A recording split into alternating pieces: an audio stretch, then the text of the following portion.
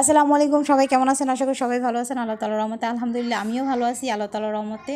তো আজকে আমি বাসায় পাটিসাপটা পিঠা বানিয়ে নিলাম। পাটিসাপটা পিঠা বানাতে আমার যে উপকরণগুলো লেগেছে, এই উপকরণগুলো আমি বলে দিচ্ছি কী কী লেগেছে।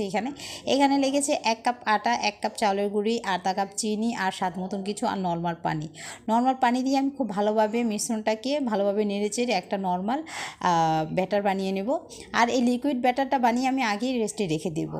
আর আমি চুলায় কিন্তু আগেই হাফ লিটার লিকুইড মিল্ক নিয়ে নিছি এইটার পুরটা বানানোর জন্য।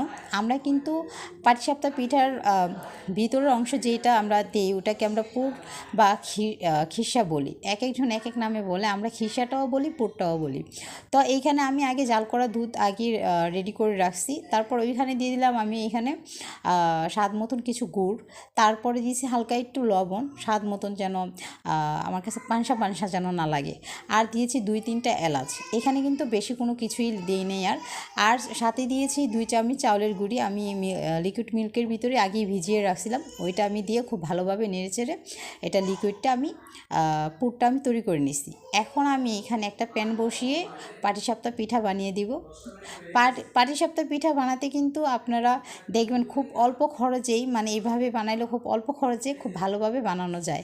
আপনারা কিন্তু এটা এভাবে বানিয়ে অবশ্যই আপনারা একবার ট্রাই করে দেখেন, খেতে কিন্তু অনেক মজা। আমার কাছে কিন্তু অনেক ভালো লাগছে।